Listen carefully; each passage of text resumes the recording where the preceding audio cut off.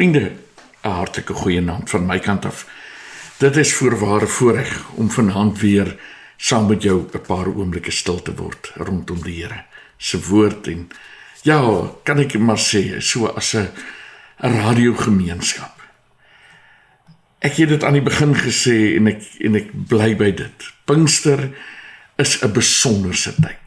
Pinkster is 'n tyd waarin ek regtig voel dat die Here besig is met elkeen van ons. En ek wil dit vanaand regtig by jou kom bely. My belewenis van Pinkster is nie dat ek besig is om vir jou 'n klomp dinge te leer nie. Glad nie. Ek is eintlik net die bevoorregte een wat saam met jou in die almagtige God se voetspore kan loop. Ek is die bevoorregte een wat my reis met jou kan deel. En vanoggend terwyl ek in my studeerkamer sit, dink ek sommer daaraan, dit sou eintlik lekker gewees het as jy jou reis op 'n manier ook met my kon deel. Want Pinkster is 'n tyd waarin God met sy kerk besig is. En dis wonderlik.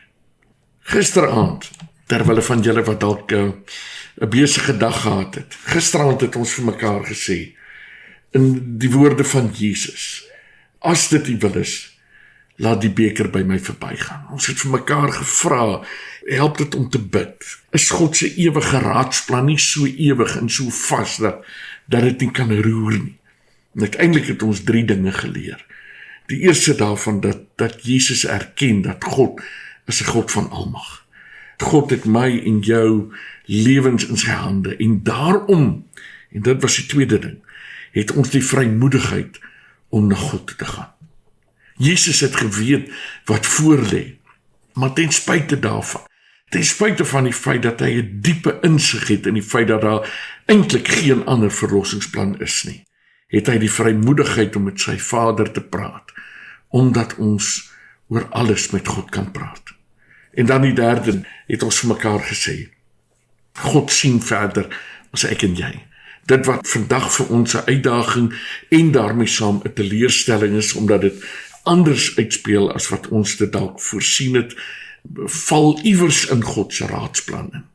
En soms is ons in die gelukkige posisie om na die tyd te sê, dis waarom daardie ding 3, 10, 20 jaar gelede gebeur het en vandag kan ek dit sien.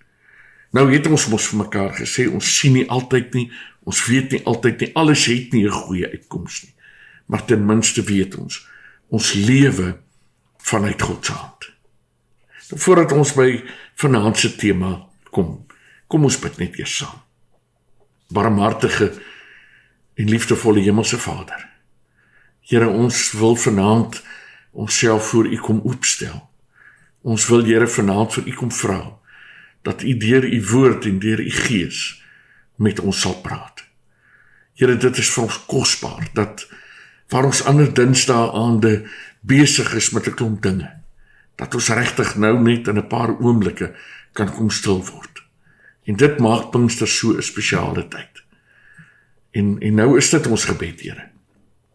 As ons dan vanaand oor geloof, oor gebed en oor U wil praat, help ons om dit beter te verstaan, sodat dit vir ons kan aanspoor tot gebed, maar dit ons ook kan gerusstel oor geloof en gebed. Dankie, Here, dat U met ons praat en dat U ons ontmoet. Amen.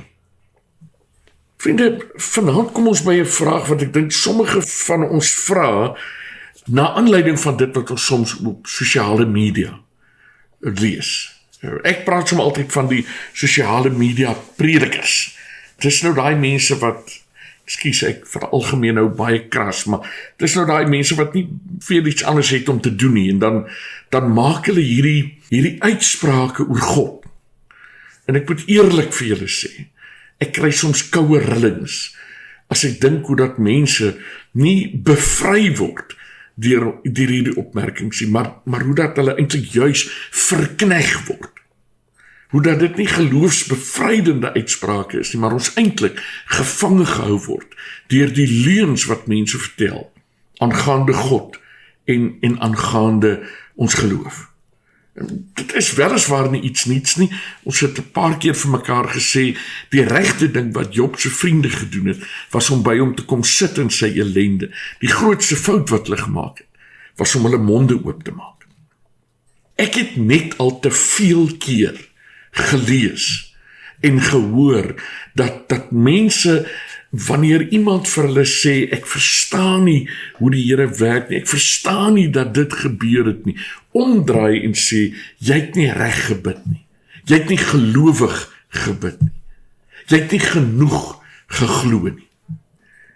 En die beste van alles is, daar selfs 'n teks of twee, wat mense soms gebruik, om hierdie skeefgetrekte teologie van hulle te verantwoord, te bewys.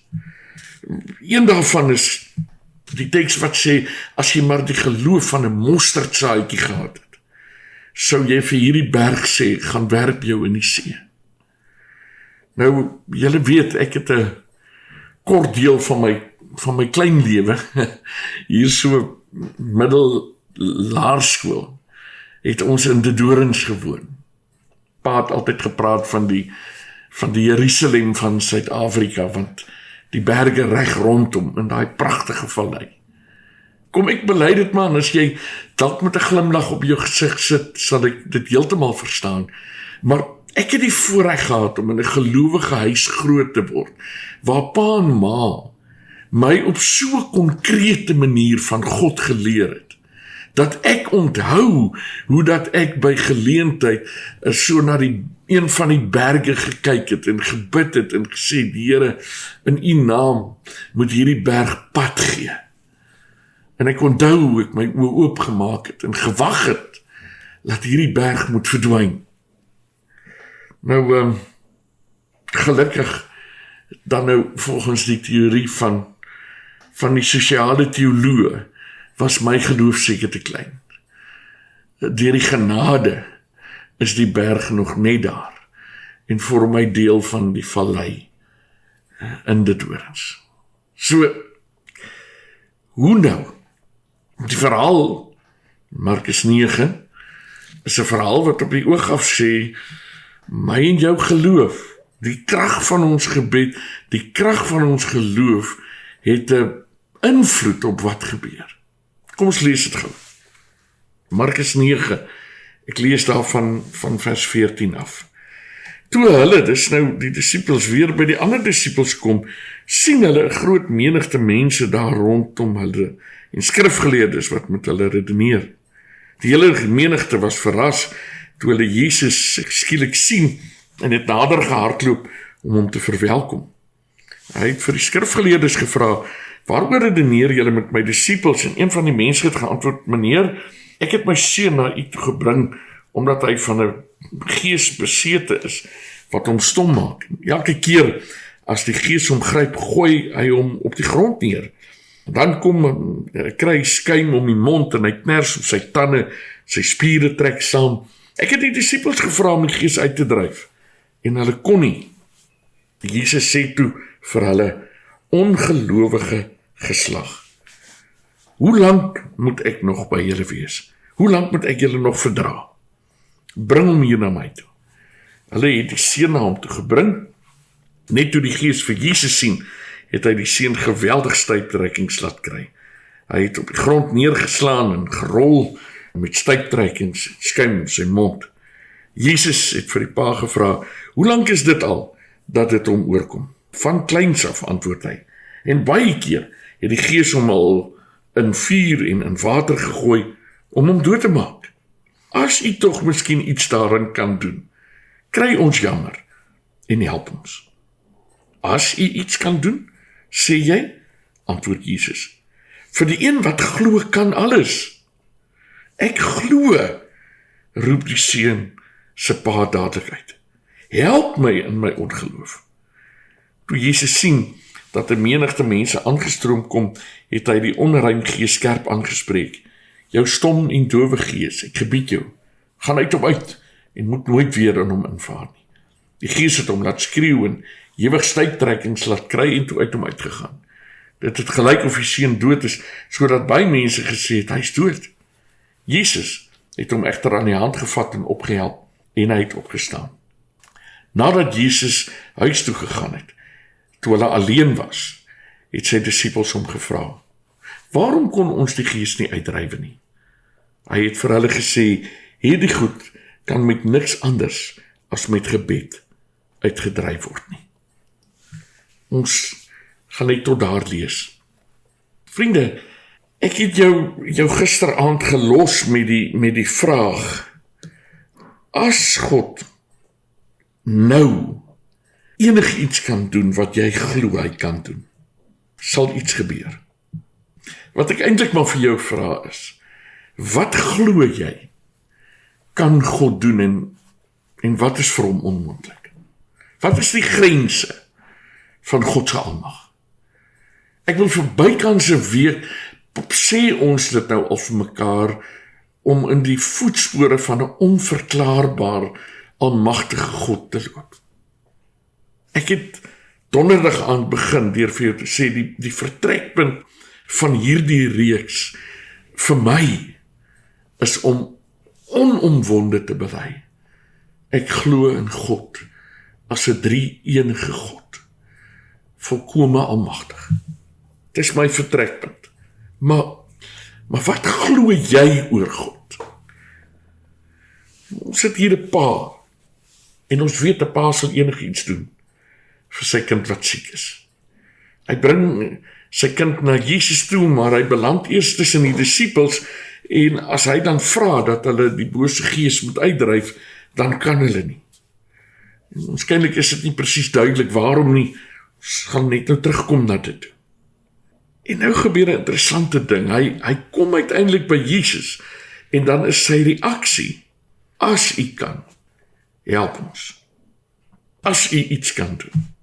Ek en jy het almal al by geleentheid 'n instansie telefonies geskakel. En dit werk min of meer so dat jy by een of ander eerste persoon uitkom, en dan vat dit jou so 5 minute om te verduidelik wat is die probleem, en dan sê die persoon vir jou, nee, ek skakel jou deur. En dan na nog 'n 5 minute verduideliking, dan sê die persoon, nee, ek skakel jou deur. Dan maak jy gewoonlik jou verduideliking korter, dan is dit nog so 3 minute verduideliking, en dan is die kans baie goed dat jy of deurgeskakel gaan word, of gesê word om 'n ander nommer te skakel. Ek dink dis teen daai tyd min of meer wat ons reaksie baie keer is, meneer, dame, ek hoop jy kan my help. Hierdie pa beland uiteindelik by Jesus. En al wat hy mag kan sê is, as u tog miskien iets daarin kan doen, kry ons jammer en help ons. Hy is moederloos. Hy wil so graag sy kind gehelp. Hy het heel waarskynlik gehoor van hierdie Jesus, wat mense gesond maak, wat blindes laat sien en dowes laat hoor, en mense met gebreke laat loop. En hier is hy nou. En nou is die vraag, as ek bely dat ek in die almagtige God glo, dan is eintlik alles mos moontlik, dan nie? Dis mos wat ons wil hoop. En dan is Markus 9 half 'n probleem. Want as Jesus sê, vir die een wat glo, kan alles, dan is die outomatiese logiese gevolgtrekking om net doodgewoon te sê, maar goed, dan kan alles. Dan kan ek vanaand bid vir 'n ander werk, 'n hoogs betaalde beroep, en dan môreoggend moet ek dit hê. Ek moet kan bid vir 'n sieke, en môreoggend moet hy perdfris en gesond saam met my ontbyt eet. Vir die een wat glo kan alles. Nou, ek dink is Markus 9 die enigste teks was in die Bybel. As die hele Bybel bestaan het uit hierdie een verhaal, dan was ons heel waarskynlik in die moeilikheid. Want dan sou die antwoord eenvoudig moes wees, ja, alles kan, met jy reg bid en reg glo. En nou is ek terug by wat ek aan die begin gesê, die sosiale media teoloog.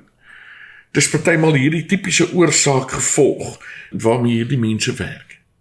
Jy word uitgenooi, aangemoedig om te bid, en die oomblik wat jy dit nie kry nie, dan is die vinnige antwoord net nie, jy het verkeerd gebid. Nie, jy het die lank genoeg gebid nie. Nee, jy het nie intens genoeg gebid nie. Vriende, ek dink ons het net genoeg keer hierdie afgelope klompie aande al oor die wil van God gepraat, dat ek en jy in hierdie tyd weet, selfs wanneer Jesus bid, as dit u wil is, laat hierdie beker by my verbygaan, dan is God se wil die bepalende faktor, ook vir die uitkoms van my gebede. Dis so 'n bietjie 'n bespiegeling, hoekom die disippels onsuksesvol was. Selfs Jesus se antwoord op hulle vraag is bietjie onduidelik. Ons weet op hierdie stadium was daar spanning tussen die disippels. Net 'n perikoop of 2 later kry ons hulle in hoofstuk 10 van Markus, waar hulle besig is om te redeneer oor wie is die belangrikste. Ons weet ook dat hier in die teenwoordigheid van die skrifgeleerdes val hulle aan omdat hulle bose geeste wil probeer uitdryf. Dit terwyl hulle dit gedoen het in die tyd wat Jesus hulle uitgestuur het. So, wat presies die rede was waarom hulle onsuksesvol was, dit weet ons nie. Ons kry selfs nie lekker 'n antwoord uit Jesus se reaksie. Ongelowige geslag, hoe lank moet ek nog by julle wees nie? Hoe lank moet ek julle nog verdra nie? Ek dink die belangrike ding, teen die agtergrond ook, van dit wat ons alreeds gesê het, en waarby ons in die volgende 2 of 3 aande nog gaan uitkom, is dat ons maar weer vir mekaar sê, God se wil vir my en vir jou lewe is die bepalende faktor.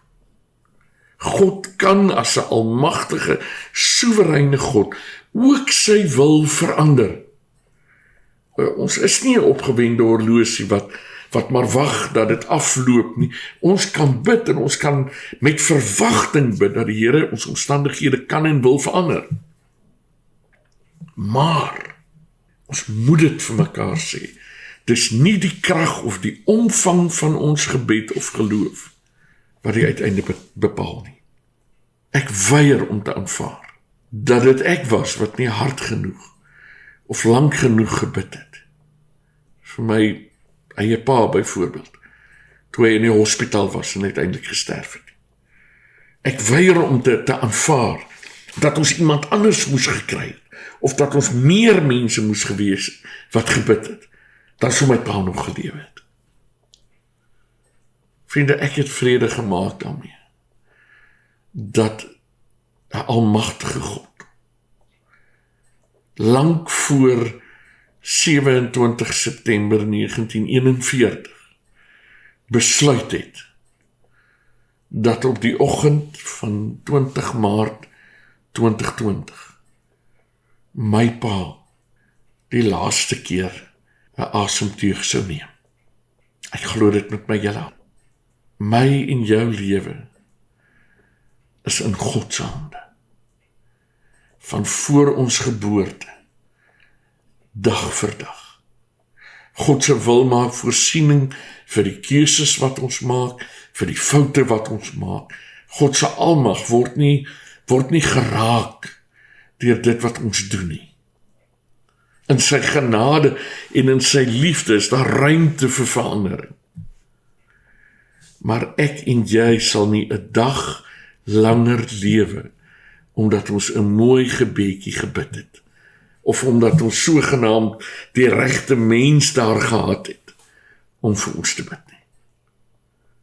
Ek is jammer, jy sal my nie oortuig nie. God laat hom nie manipuleer nie. Moses probeer dit, ons het Vrydag aand by Exodus 3 stil gestaan.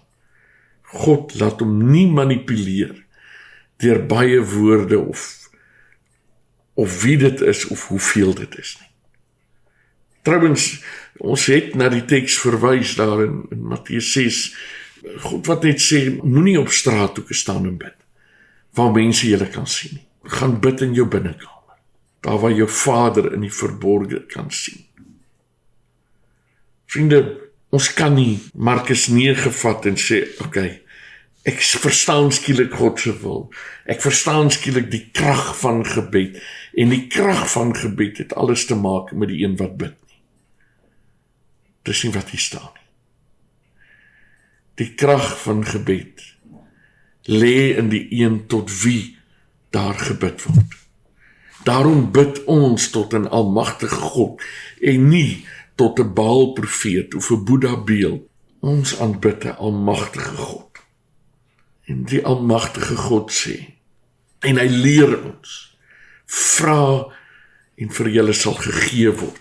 Maar hy leer ons ook dat binne sy wil hierdie dinge uiteindelik geskied. Dit is nie vir my en vir jou om 'n geloofskragtoertjie te probeer uithaal nie. Uiteindelik as die disippels vir Jesus vra, nou hoe is dit dan dat ons hom nie kon help nie? Dan is Jesus se antwoord op 'n manier vir ons dalk 'n bietjie vaag. Hierdie goed kan met niks anders as met gebed uitgedryf word. Dis 'n bietjie 'n vaag antwoord. Ons kan maar net die afleiding maak dat soos in ander teksgedeeltes genesing, gebedsverhoring altyd saamgaan met die eer van God. God ontvang die eer as gebede verhoor word. God moet die eer ontvang wanneer gebede verhoor word. Dit gaan nie oor my en jou en oor wat ons kan en wat ons nie kan doen in die naam van 'n drie-enige God nie. Dit gaan nooit oor ons nie. Gisterand het ons dit in Getsemane gesien. Dit gaan nie eers oor Jesus nie. Dit gaan oor God en oor sy wil. Wanneer 'n blinde man deur Jesus gesond gemaak word en die disippels vra hoekom is hy blind? Is dit sonde? Nee, Job se vriende se antwoord, is dit sonde? Dan sê Jesus, dit gaan daaroor dat God verheerlik word. So vriende, kom ek sê vir jou, ja, die Bybel praat oor ons geloof. Die krag van ons geloof bepaal uiteindelik eintlik of ons kan staande bly. Die krag van ons geloof, en daarom kan ons bid vir geloof, as dit met ons moeilik gaan, want moeilike tye plaas juis spanning op ons geloof, op ons manier om te bely dat God God is. En daarom, ja, laat ons vashou aan die Here. Laat ons bely dat ons in hom glo. En laat ons onwrikbaar glo. Maar kom ons bevry onsself van hierdie gedagte dat ek het nie vandag gekry nie. Iemand het nie vandag gesond geword nie. My familielid is dood. Ek het nie die werk gekry nie. Ek het nie die bevordering gekry nie. Ek was uiteindelik in die ongeluk, omdat ek verkeerd gebid het, te min gebid het, te min geglo het. Vriende, dit is nie wat hier staan nie. Kom ons bevry onsself daarvan, en kom ons bely. Ons glo in 'n onverklaarbaar, almagtige God, wie se wil sal geskied. Kom ons sê vir hom daarvoor dankie. Hemelse Vader, dankie dat ons vanaand duidelik kan hoor, Here, dat U wil geskied in ons lewe. En dankie, Here, dat ons kan veilig voel by U. Dankie, Here, dat ons met U kan praat oor alles. En dankie dat U in U almag vir ons gee wat ons nodig het. Ons loof en ons prys U. Amen.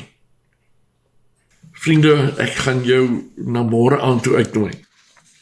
Môre aand kom ons by, kan ek maar sê, moeilike, raaiselagtige tema, as ons by Jesus se woorde kom, daar in Matteus 27. My God, waarom het U my verlaat? Ten spyte van elke belofte waarmee ek en jy loop, voel ons soms verlate, voel ons soms verlore, van God vergete en verlate. Mag ons dit maar met hom deel, sonder dat dit klink of ons emosie van wantroue in hom het. Dit is ons tema vir môre aand. Ons sien mekaar môre aand.